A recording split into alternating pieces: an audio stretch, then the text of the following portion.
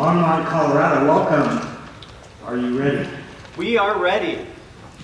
Good morning, I'm Sean Lewis, and this is your next All-America City, brought to you by the City of Longmont, Colorado. With me today in studio is Harold Dominguez, City Manager, and Mayor Brian Bagley. Welcome, gentlemen. Thank you, Sean. I'm always proud to talk about Longmont's amazing accomplishments, even in the midst of tragedy.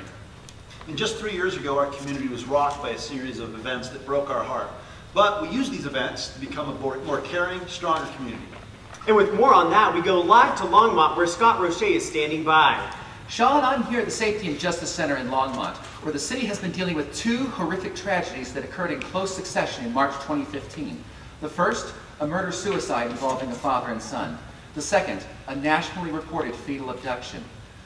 Public Safety Chief Butler, he is here today to address the community. We don't want these incidents to become another series of tragedies that go unmet without any action.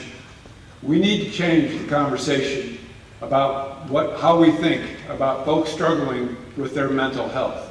Rather than see them through the lens of their deficiencies or as a problem to be solved, we need to see them through the lens of their gifts, that their voice counts, that their thoughts matter, that their humanness is valued, that they can feel safe, and that they belong to our community. Longmont responded to Chief Butler's call for action. Just a year later, a collaboration known as Supporting Action for Mental Health, or SAM, put together an event called A Day for Grace that put these issues center stage, literally. With me now are SAM team members Karen Roney of the city staff, and community members John Kello, Valley Burt, Dr. Sean O'Halloran, Doug Ward, and Gisela Hernandez. Karen, tell me more about what was done. The event drew over 500 people to an off-Broadway play that featured mental health and, more importantly, hope for the future, followed by a speakers bureau, as well as a resource fair.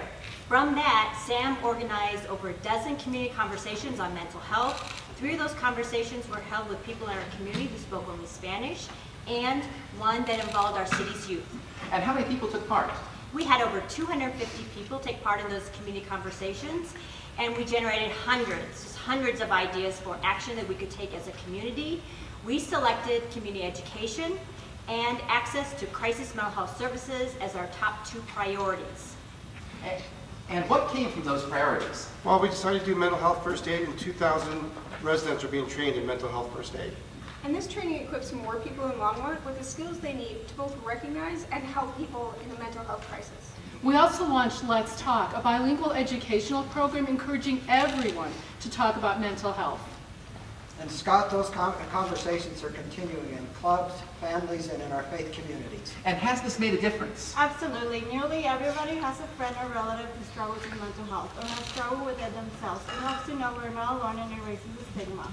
We're joined now by community members Karen Moreno, Yasmin Renteria, and Dr. Jaira Oquendo Figueroa of the Salud Clinic. How vital is it to spread this message to all members of our community? Essential. The stigma around mental health in the Latino community is particularly high, so we offer trainings in Español, Salud Mental para Todos. Last summer, I participated in a youth event with my peers called 13 Reasons Why, so we can share experiences with suicide. Yes, and we have also prepared our instructors with the training and resources to better understand gender identity and the mental health stressors faced by the LGBTQI community. And so Longmont comes together to build a stronger community for all. Back to you, Sean. Thanks, Scott. It sounds like you're really working hard, Longmont, to turn these mental health tragedies into opportunities for community strength. Definitely, showing we're a community that cares is a priority for Longmont. Breaking news, Sean. I'm here in Longmont in September 2013, where rain has been falling for 3 days, including 17 inches in the canyons west of Longmont. With me now are city staffers Jeff Sutter, Carmen Ramirez, and Dale Rademacher. Longmont has opened its Emergency Operations Center to meet the crisis. Jeff, tell me more about that. We used reverse 911 to notify our residents to evacuate immediately. We rescued people and pets from their homes. Our EOC and our emergency shelters were open around the clock, and they were staffed by city employees and residents from all parts of our community. Fortunately, we had no loss of life. Bilingual employees and community members worked to ensure vulnerable populations understood what was happening. Ser bilingüe fue el puente de inclusión. The flood ravaged St. Vrain and cut our community in half. Access to our primary water supply was severed. our treatment plant was flooded and our raw water system was destroyed. Rebuilding was our immediate priority. Although hit hard by the flood, Longmont took the lead on area recovery efforts. Here to talk with me more about that now is Kathy Fedler of the city's Disaster Recovery Office. More than 1,000 homes were impacted, damaged, or destroyed in Longmont, including a 50-unit mobile home park, which the city helped relocate. Almost 12,000 homes were damaged or destroyed throughout Boulder County, including in nearby Lyons, where almost 20% of their housing stock was damaged or destroyed. Longmont took the lead in partnering with the 8 other impacted communities to determine needs and fund projects. Together, this collaborative built almost 1,000 new affordable homes in 6 different communities, including Lyons, where Victoria Simonson is the town administrator. Victoria. Longmont has been a great neighbor to Lyons. They offered over 1,000 displaced residents housing for 3 months. They opened their schools and offered meeting space for our town hall. They also coordinated over $7 million of our recovery efforts. And Habitat for Humanity was also a great partner. Habitat built 8 homes for flood impacted families. We also repaired 23 homes. We're currently building 6 homes in Lyons. We couldn't do it without the great volunteers from the Longmont and Lyons community. What has Longmont learned from the 2013 flood, and what steps do we take from here? What we've learned, Scott, is that our actions have to be environmentally sensitive and resilient as we work to protect people and property and infrastructure in the future. Our river project is going to remove from the floodplain over 500 structures that include mobile homes, senior housing, and many of our local businesses.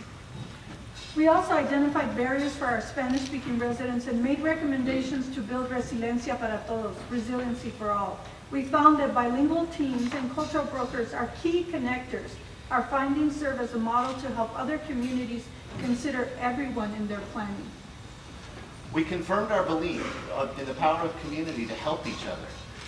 Faith groups like mine, the United Church of Christ, along with LifeBridge, provided over 3,600 shelter days, helped with interim housing, and rebuilt 42 homes. And so Longmont rises above disaster, showing that with leadership and working together, they can build resiliency for all. Back to you, Sean. Thank you, Scott. Mayor Bagley, you must be very proud of this community. Absolutely, Sean. In Longmont, we come together and support each other. We overcome in a crisis, but not only that, we do great at planning ahead. I assume you're talking about Longmont's new fiber optic network that provides access to every home and business. In fact, I am, Sean. Years ago, we were upgrading our communications network with high fiber electric broadband. We have 18 miles of fiber optic loop, which could easily, at the time, we understood that it could be converted into our citywide network.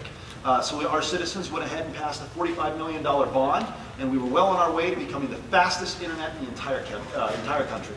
With more on that, we go to Longmont Power and Communications, where Scott Roche is standing by. Sean, I'm at the LPC call center, where folks are calling non-stop to become NextLight customers. With me now is Jessica Erickson of the Longmont Economic Development Partnership. Jessica, tell me more about this new service, NextLight.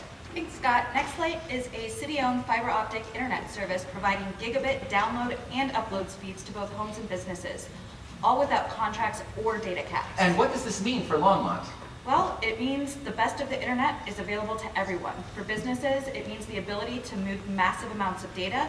At home, it means family members have simultaneous access to high-speed internet, and at some of the lowest prices in the country. And I understand this has a huge impact on the schools as well. With us to talk more about that is Patty Quinones from the St. Vrain Valley Schools. Yes, St. Vrain launched a really ambitious technology plan that includes iPads for middle school and high school students. We're really excited because St. Vrain also had NextLight be supported in all of these devices. We now have 10 times more bandwidth and over 100,000 per year that's now available for more school programs. Every Longmont student, regardless of income level, now has equal opportunity to enhance learning and gain essential 21st century skills, drastically eliminating the digital divide. It's awesome! Everyone in our schools has super speed internet now. It looks like Longmont is moving to the head of the class. I'm joined now by Scott Converse and Ron Thomas from the Longmont makerspace, the Tinker Mill, who can tell us more about what NextLight has done for job creation. Well, Scott, Businesses don't just come to Longmont to be on the cutting edge. They also start new ideas at Tinkermill that are really driving exponential innovation. Amazing. From Colorado's first gig city, I'm Scott Roche.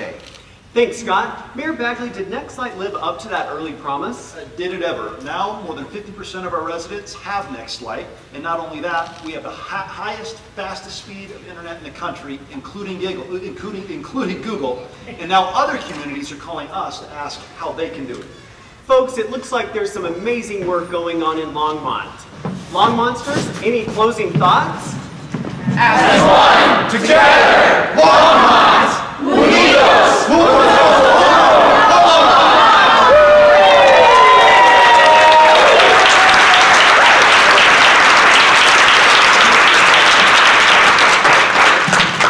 Thank you, Longmont. Are you ready for your question?